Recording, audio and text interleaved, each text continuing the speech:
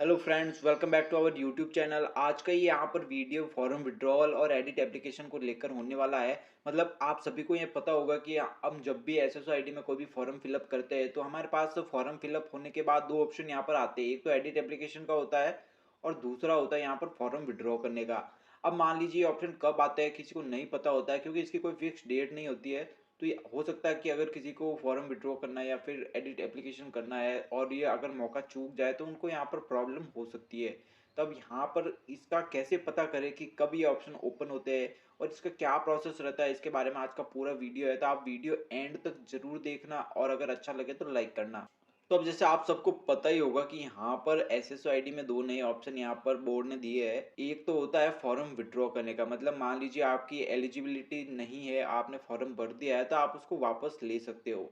ठीक है। अब कई बार यहाँ पर क्वेश्चन रहता है कि हमने फॉर्म विड्रॉवल पर क्लिक कर दिया है तो क्या हमारा फॉर्म विड्रॉवल हो गया है। ऐसा नहीं होता है। आप जब तक पूरा प्रोसेस नहीं करते यहाँ पर फॉर्म विड्रॉ नहीं होता है। और फॉर्म विड्रॉ करने के बाद भी आपको फॉर्म विड्रॉल का ऑप्शन तो दिखाई देगा। तो आपको ऐसा नहीं सोचना कि अभी तक फॉर्म विड्रॉ नहीं हुआ है, और ऐसा भी नहीं सोचना है कि मेरा फॉर्म तो सही था फिर मुझे फॉर्म विड्रॉ का ऑप्शन क्यों दिखाई दे रहा है। ये तो सबको दिखाई देता है। तो ये कुछ डाउट यहाँ पर क्लियर हो जाएंगे आपके। अब बात करते हैं कि यहाँ पर आपको फॉर्म विड्रॉ का ऑप्शन कब दिखाई देगा। तो आप देख सकते हो कि आप जिस भी वैकेंसी का फॉर्म भरते हो उसका एक डिटेल नोटिफिकेशन यहाँ पर बोर्ड जारी करता है। उस नोटिफिकेशन के अंदर यहाँ पर आप अगर 18वां पॉइंट आप जब भी देखोगे तो आपको वहाँ पर फॉर्म विड्रॉ से संबंधित न्यूज़ दिखाई देगी। इसमें यहाँ पर साफ साफ लिखा है कि आवेदन की अंतिम तिथि के बाद 7 दिन के भीतर आप अपना फॉर्म विड्रॉ कर सकते हो। मतलब जैसे ही आवेदन की अंतिम तिथि खत्म होगी उसके बाद यहाँ पर फॉर्म विड्रॉ का ऑप्शन ऑटोमेटिक शुरू हो जाता है। तो आप अपना फॉर्म विड्रॉ कर सकते हो। वैसे तो सारी वैकेंसी में ऐसा ही होता है कि लास्ट डेट के बाद 7 दिन का टाइम दिया जाता है फॉर्म विड्रॉ करने के लिए। तो यहाँ पर आपको उन 7 दिनों में ध्यान रखना पड़ता है। फिर भी आप अपनी पर्टिकुलर वैकेंसी का जो नोटिफिकेशन है उसमें आप आराम से देख सकते हो कि उसमें क्या कुछ अलग तो नहीं लिखा है, या फिर फॉर्म विड्रॉ करने का कोई अलग यहाँ पर नियम तो नहीं लिखा है। वो आप उसमें देख दो।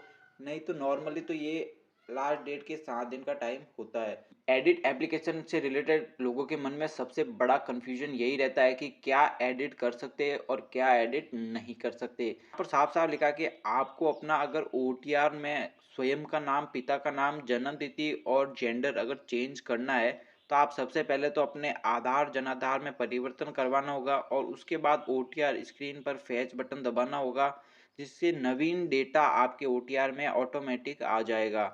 अब यहाँ पर लिखा है कि अभ्यर्थी को अपने ओटीआर में आरक्षण श्रेणी, दिव्यांग श्रेणी और मूल निवास में वांछित संशोधन करने की अनुमति दी गई है। जिसके भी राजस्थान में यस नो का प्रॉब्लम हो जाता है वो यहाँ पर चेंज किया जा सकता है। बाकी जो चार मेन चीजें हैं वो यहाँ पर आप चेंज नहीं कर सकते। अपनी कैटेगरी चेंज कर सकते हो और दिव्यांग जन श्रेणी चेंज कर सकते हो। अभ्यर्थी संशोधन करने के उपरांत ही ऑनलाइन फॉर्म भरे।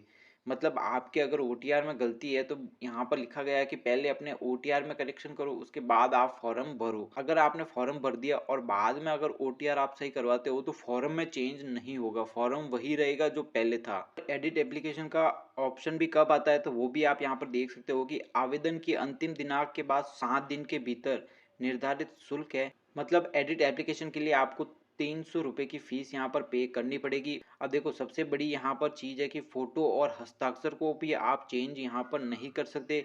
और देखो अंडरलाइन करके यहाँ पर लिखा गया है कि शैक्षणिक योग्यता में अभ्यर्थी अंतिम तिथि के पश्चात 7 दिवस में ही संशोधन कर सकते हैं। अगर सिंपल तरीके से बताए तो आप एडिट एप्लीकेशन के दौरान अपना नाम, पिता का नाम, डेट ऑफ बर्थ, जेंडर, अपना फोटो और सिग्नेचर ये भी चेंज नहीं कर सकते। इसके अलावा जो भी चीज़ें हैं वो आप यहाँ पर चेंज कर सकते हो।